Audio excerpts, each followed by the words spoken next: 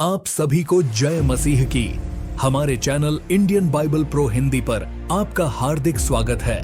यहाँ आपको बाइबल के वचन, बाइबल की शिक्षाएं, प्रेरणादायक कहानियां और प्रार्थनाएं देखने और सुनने को मिलेंगी।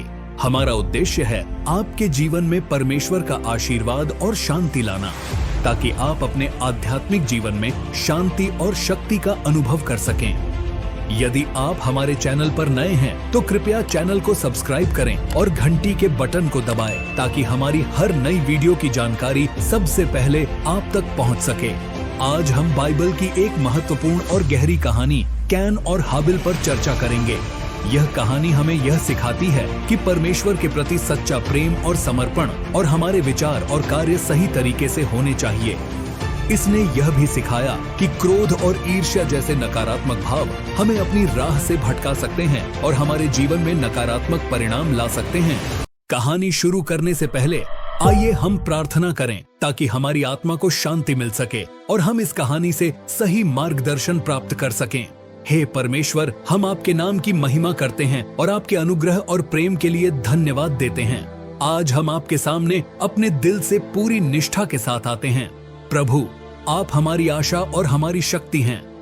हम जानते हैं कि आप हमारे जीवन की हर परिस्थिति में हमारे साथ हैं। हे परमेश्वर, हमें अपनी आज्ञाओं का पालन करने के लिए शक्ति और धैर्य प्रदान करें। हमें उन प्रलोभनों से बचाएं जो हमें आपसे दूर कर सकते हैं।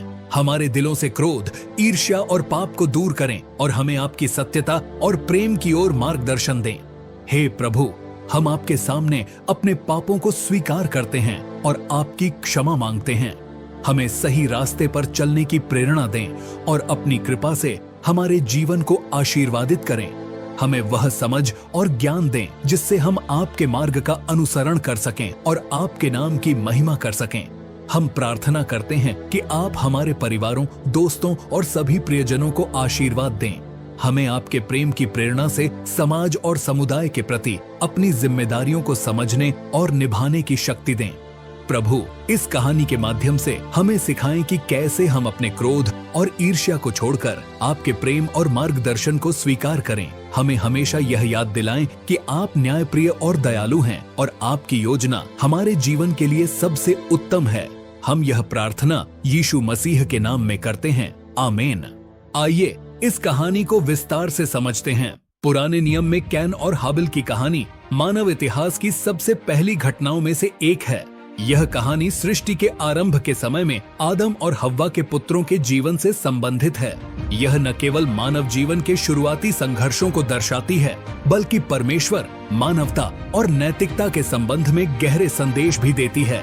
परमेश्वर ने आदम और हव्वा को उत्पन्न किया और उन्हें अदन की वाटिका में रहने का स्थान दिया।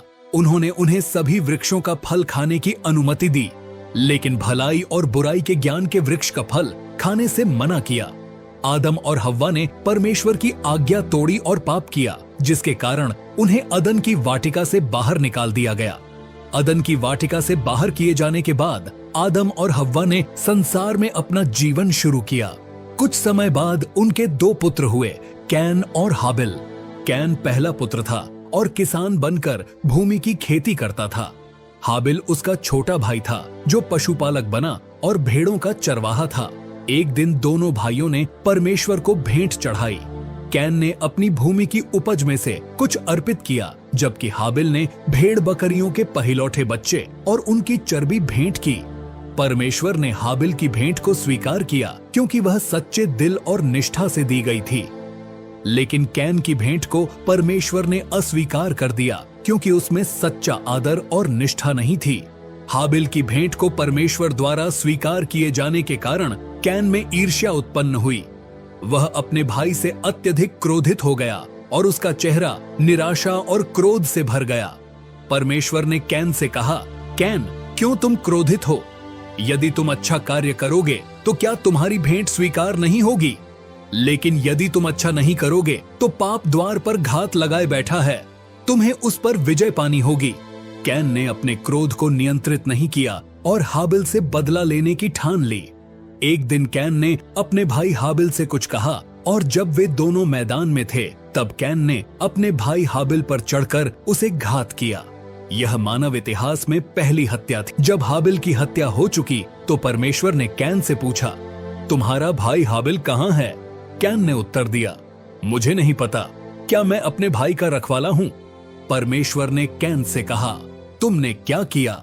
तुम्हारे भाई का लहू मुझे भूमि से पुकार रहा है।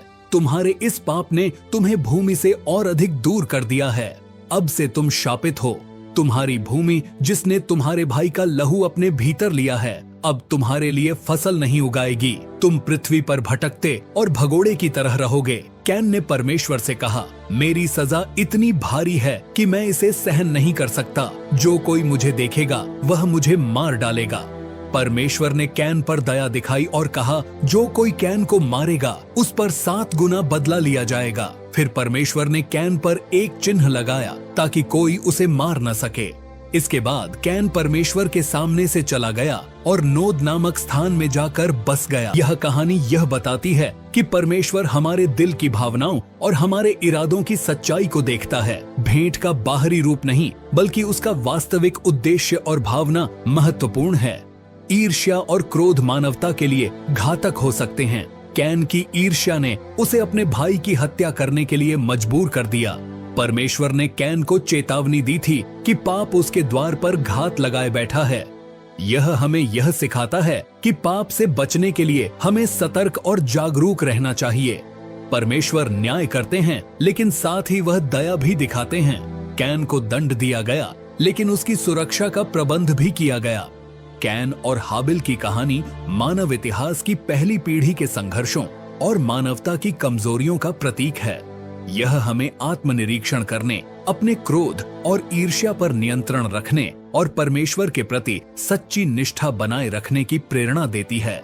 यह कहानी आज भी हमारे जीवन से जुड़ी हुई है और हमें अपने जीवन में परमेश्वर की आज्ञाओं का पालन करने के लिए प्रेरित करती है। इस कहानी में यह भी सिखाया गया है कि हमारे कर्म हमारे जीवन का मार्ग तय करते हैं।